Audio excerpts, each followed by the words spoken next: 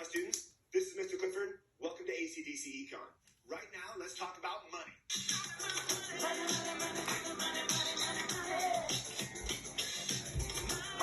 The money market graph is one of the 5 key graphs that you absolutely need to know if you're taking the AP macro exam.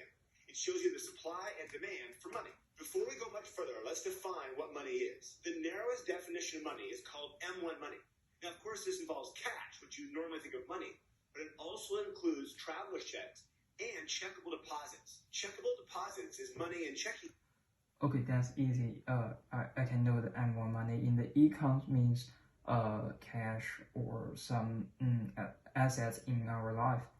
Accounts, and it's considered money because it's used as a medium of exchange. The point is, money's not just the cash in your wallet, it's also money in checking accounts. Now also remember that money is not the same as wealth. So if you say, oh, my buddy, he's got so much money, he's got 3 houses and 10 cars, that doesn't mean he has a lot of money. So assets like cars and houses and stocks and bonds are not actually money.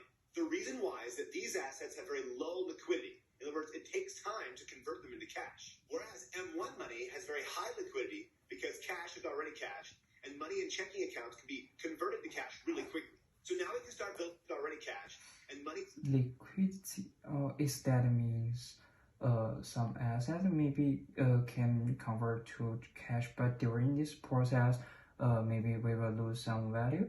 I'm not sure that is the meaning of the liquidity. Money in checking accounts can be converted to cash really quickly. So now we can start building the graph. Up here we have interest rate, and down here we have the quantity of money. Let's start with the demand for money. As you can see, it's downward sloping. And there's only 2 reasons why people demand money. It's for transaction demand and asset demand. One reason why you need money in your pocket or money in your checking account is so you can go buy stuff. That's called transaction demand for money. The other reason why people demand money is because they prefer having a liquid asset as opposed to having some other asset like stocks, bonds, or real estate. So if the interest rate is really high, the opportunity cost of having money in your pocket, in your checking account, is very high, and you do not want to hold a lot of money. That's why the quantity demand is really low. However, when the interest rate falls, it's not a big deal to have a bunch of money in your checking account or on your person, and so the quantity demanded increases. Like all curves, this curve can shift. For example, if there's an increase in price level, there'll be an increase in demand for money because people need more money for transactions. Another shifter is income. Increase the I still not sure about the relationship between the interest rate and the quantity of money. Yeah, I'm not sure now the reason why when the interest rate decrease, the quantity of money will increase during this process. The demand for money because people need more money for transactions. Another shifter is income. If income increases, the demand for money would also increase. Another shifter might be a change in technology in the banking system. For example, the widespread use of credit cards has decreased the demand for money because people can use their credit card instead. Now let's look at the supply of credit card.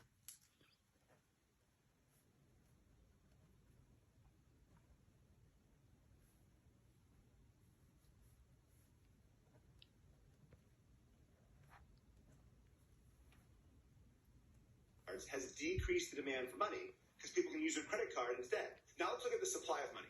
Notice it's vertical. This is because it is completely unrelated to the interest rate. The money supply is set and controlled by a country's central bank. In the United States, that's the Federal Reserve. And that's it. There's no other curves. That's the graph. Unlike aggregate demand or the Phillips curve, this graph does not show a recession, inflation, or full employment. Instead, this graph is used to show the idea of monetary policy. This is when the Fed increases or decreases the money supply to affect the interest rate to speed up or slow down the economy.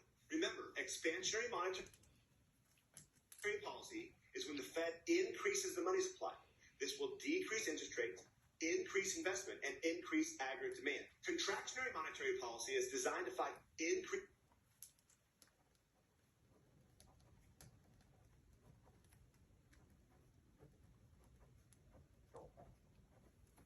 investment and increase aggregate demand. Contractionary monetary policy is designed to fight inflation. This is when the Fed would decrease the money supply. This would increase interest rates, decrease investment, and decrease aggregate demand. There are 3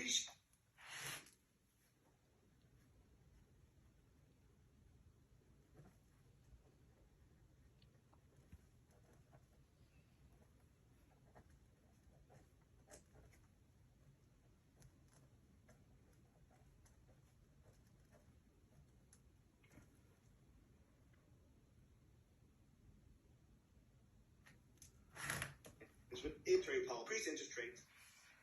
Why, when the supply of money increase and the intersect of the supply of money and the demand of money will decrease? Yeah, I still confused about this. To fight inflation. This is when the Fed would decrease the money supply.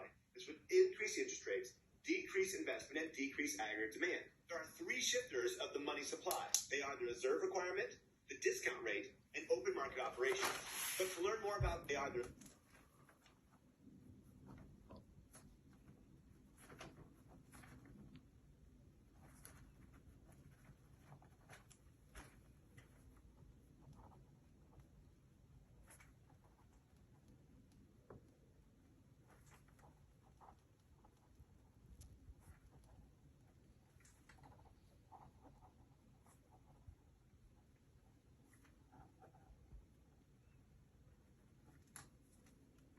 reserve requirement, the discount rate, and open market operations. But to